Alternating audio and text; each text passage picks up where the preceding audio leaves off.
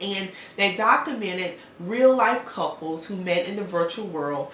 And a lady, she actually mentioned, she says, well, she said, it's more real, even in the real world, it's more real to actually engage in virtual sex. Why? It's because it's a mind thing.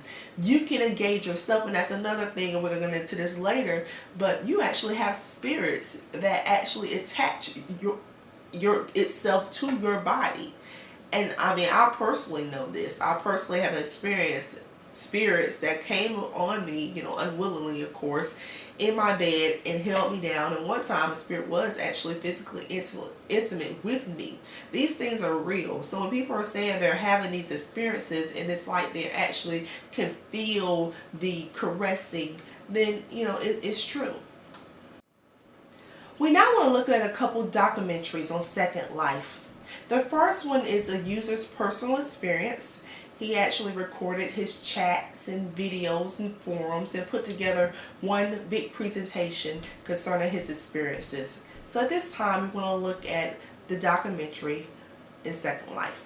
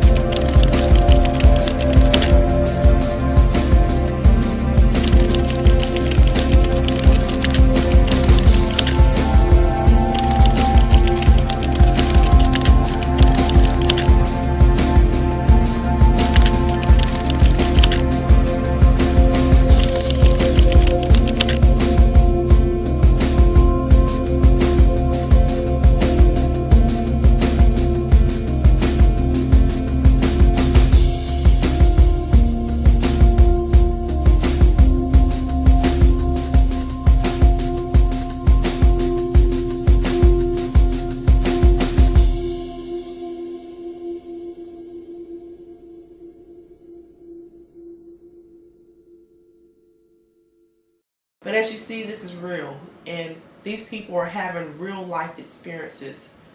So as we talked about in the beginning, how the enemy is colliding, trying to collide the virtual world with the real world, you see that this helps validate the case. Our next documentary that we want to look at is a professional documentary called Life 2.0, and this is about to hit Oprah on next month, August 2011. So once this thing hits Oprah, you know, no telling how big this is going to blow up even more from here. A little bit about it as it's given on the Oprah website. It says Life 2.0 is a film that will give us all a peek into the lives of several people who find peace in the virtual world of avatars and alter egos. The character-based drama takes us into a world that will amuse and possibly even disturb us. I'm sure it will change the way we all look at this new reality and how it impacts our society. And the film already presented at several film festivals around the world. It actually got the best documentary feature for the 2010 Philadelphia Film Festival. As read on the screen here, this is directly from the director. It says they enter a new reality whose inhabitants assume alternate personas in the form of avatars, digital alter egos that can be sculpted and manipulated to the heart's desire, representing reality, fantasy, or a healthy mix of both. At this time, let's watch the trailer for Life 2.0.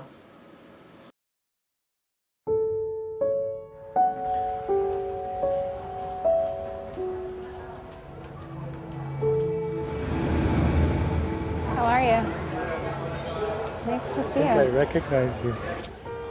It's a relief that when we finally meet, she is who she says she is, and even more beautiful than I imagined. Sometimes I feel like I've been waiting my whole life.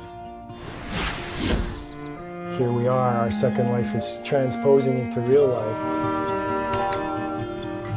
I don't know if I'm going to be interrupted here. That was my husband. My name is Asri Falcone. I am a content creator within Second Life. I have a housing company and I specialize in high-end and extreme luxury.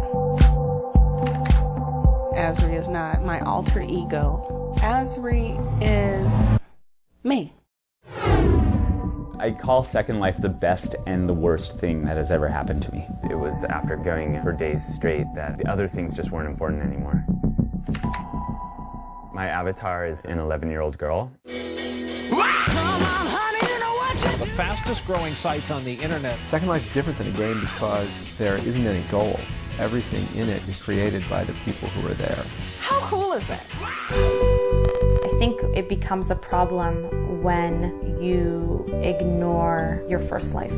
She feels alive, and it feels like a real life. Things are real because they're there with us and we believe in them. And if they're simulated on a digital computer, it doesn't make any difference to us. I'm usually on my computer 15 to 20 hours a day. That's why it's called the web, because you get stuck in it.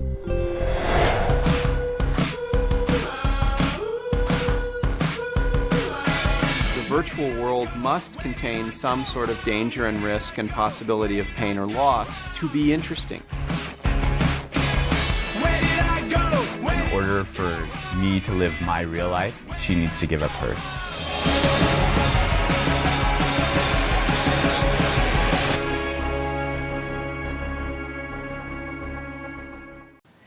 Okay, as you see here, wow, this documentary, you see, gave examples of love, and you saw where the woman was with her virtual lover and then she blanked out because her real husband came in.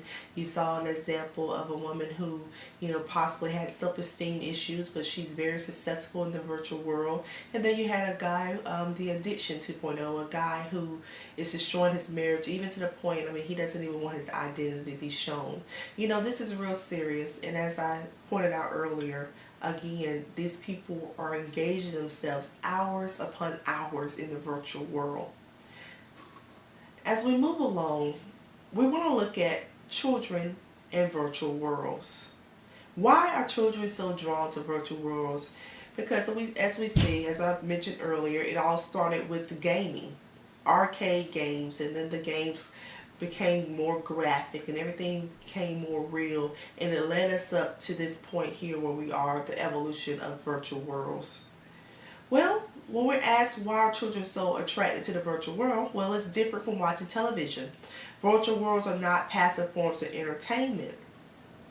You know, it's a progressive span. Again, children can fully interact by operating their own personalized image.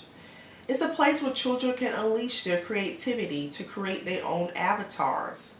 Again, it's the dress-up game. All the catalog items that's available, so they get to customize their avatar as they like. They like to create their own fantasy playtime worlds where each toy has a distinct characterization. I think how cool it is. Kids love toys. They love, to play. So how cool it is, you think it is for a child to actually have a toy, have an image inside a computer, and get to play with that image and meet other people with their images, and it's one big virtual playground. As we look into sites, and I'm going to go through this really quickly. First site is Club Penguin, and the director we just referred to of Life 2.0, he said, this site is like Second Life on training wheels for young children. There's now a rapid boom in virtual worlds, and they said, but most of them are geared towards children. He said the question is, how will these affect kids as they grow up? And when you look at this, it's a whole lot of different virtual worlds that's out there. Papa Tropica has 144 million. We mentioned that earlier with the K0 report. And as I said, it's an online game with a role-playing component, and the target ages are 6 to 15. And Papa Tropica has various islands, and in each island, what happens is the child, they have to complete a quest, a mission. So let's take a look at Papa Tropica at this time.